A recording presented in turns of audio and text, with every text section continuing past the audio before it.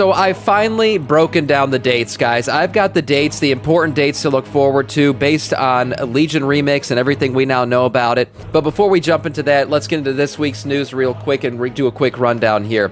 Oh, this guy interrupted the news again. Well, it's for the last time, and this is really important, guys. The giveaway ends just here. This is your final moments to get a chance to win the Epic Edition giveaway from Samiccus. All you got to do is tune into my stream for 1 hour. That's one shitty hour of my stream will get you 1 point to enter into the giveaway. Every hour beyond that gives you more points to enter in to give yourself a better chance at winning. I'm announcing the winner September 19th. That's this Friday. The winner will be chosen. You can get yourself the Lightwing Dragonhawk, the Voidwing Dragonhawk, the weird combination between the two. There are so many things to be had from this Epic Edition, guys. All your dreams can come true. 30 days game time, Trader's Tender, but most of all, early access. That's right, early access to housing, early access to beta, early access to the expansion, early access to Turtle WoW servers before they get shut down forever, Void Corrupted Rotunda, all this good stuff that could be yours if you win the Epic Edition from Samiccus. If you're subbed, you'll get 5 additional entries, but you don't have to be. All you have to do is follow the stream and watch 1 hour of this stream to get into the giveaway, boys. I got to read some stuff from Blizzard. This will be the greatest expansion ever. It's time to get in and play. If this week you want to get yourself a bit extra gear, you can by doing 4 Mythic Plus dungeons. That's right, the quest is available once again this week. The Emissary of War, which will give you a cache of treasures, giving you 694 Mana Forged Omega Raid gear by completing 4 Mythic Plus dungeons, or 4 dungeons, sorry, for that matter, Mythic difficulty, so they don't have to be plus, they could just be Mythic Zeros. Completing those will give you your little cache. Also this week, your 4th Spark of Starlight available.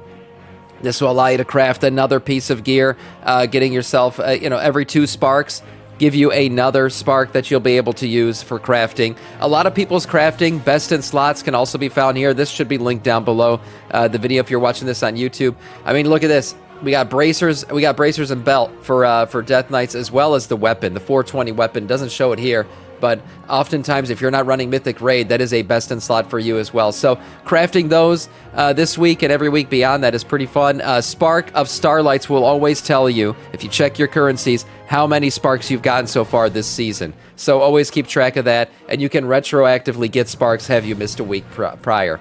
Mana Forged Omega Raid buff increased to 6% again this week. So we are now at Renown 7, I believe. Yeah, Renown rank 7 on the Renown track. This is another buff week for us. Another week where the entirety of your raid is going to be buffed by another 6%. This is an important one to get, so make sure you get in there. Whatever difficulty you kill bosses on, normal, heroic, LFR, doesn't matter. You can get credit towards your Renown track. So get in there, kill the bosses, and get yourself that additional buff at Renown rank 7. Finally, hitting the Blizzard store, $30 transmog. That's right. This transmog's a bit different than previous ones. This is known as the Ascended Regalia Pack. So what you're going to get with this is 2 different sets of transmog, but each set has a bunch of different colorways. So it's actually 4 sets here, 4 sets of transmog.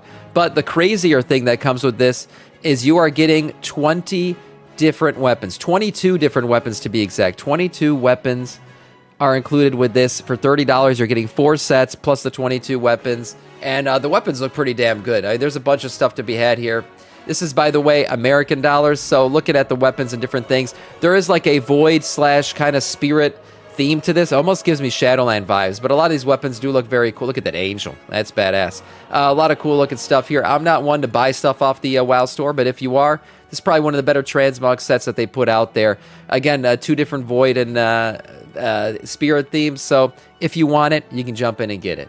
Now to the most important piece of news. When I saw this article just the other day, I thought to myself, hey Sam, maybe with this information, you can now predict what the release date for Midnight will be. So looking at this, we saw that they're going to release things in a time-gated fashion for Remix.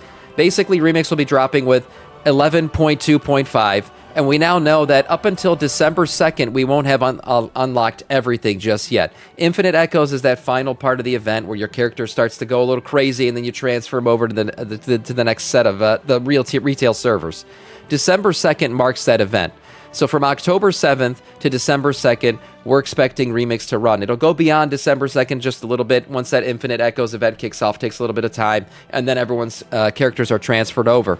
Now, the thing about that timeline is it kind of gives us a decent timeline of when we think 11.2.7 could launch. So let's break it down here based on the calendar and what we know so far. I'm about to give you release dates for everything happening post-Gamescom now. So let's check this out real quick. First off, we got our PTR is now stable. Remix assets are now fully data mined. So this is all lining up perfectly now. Historically, Blizzard patches last about 8 to 10 weeks. So we're going to keep that theme going here as we try to predict these following dates. Patch 11.2 launched on August 5th. So we know when this one already hit. And we go about 9 weeks on top of that. We see Tuesday. We're going to line it up with a Tuesday for launch dates, October 7th.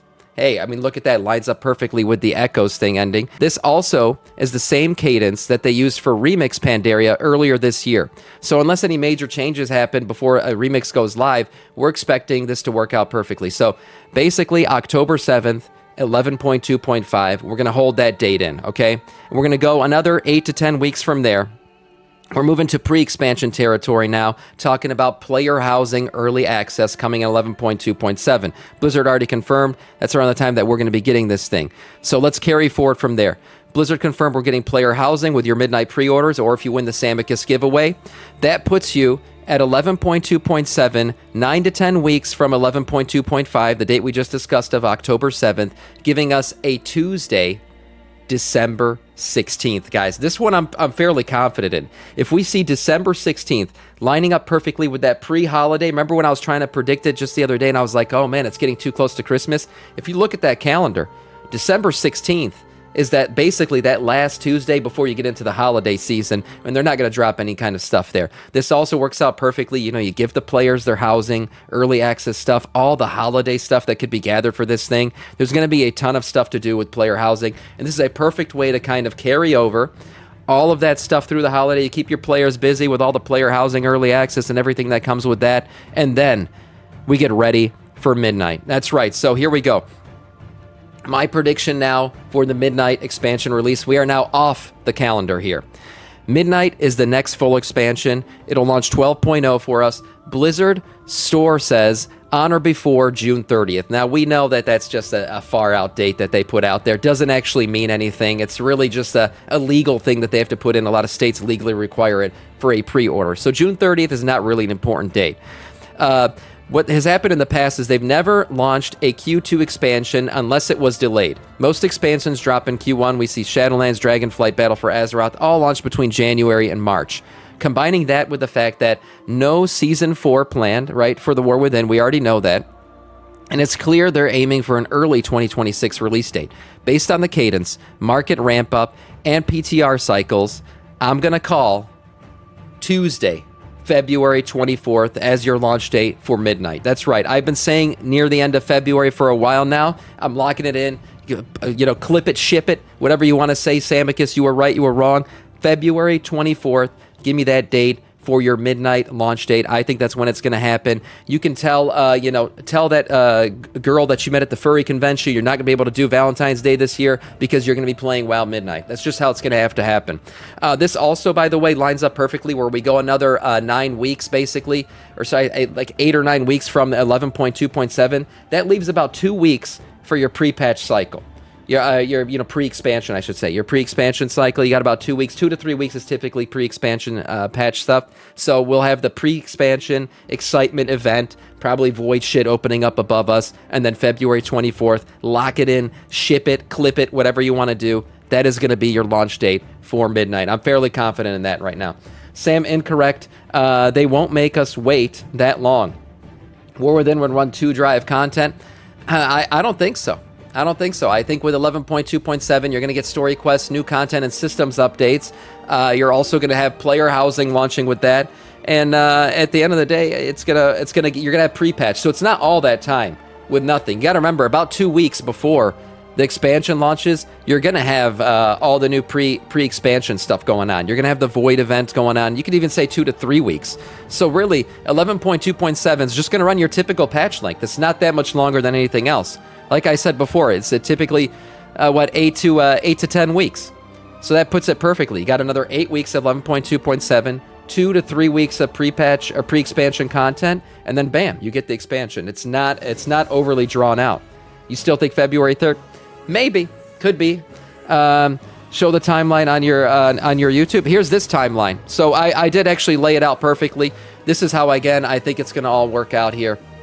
11.2.5, October 7th, 11.2.7, December 16th, and midnight plus full player housing access. Obviously, you get your housing access in 11.2.7, but this will finally be for everybody, February 24th, 2026.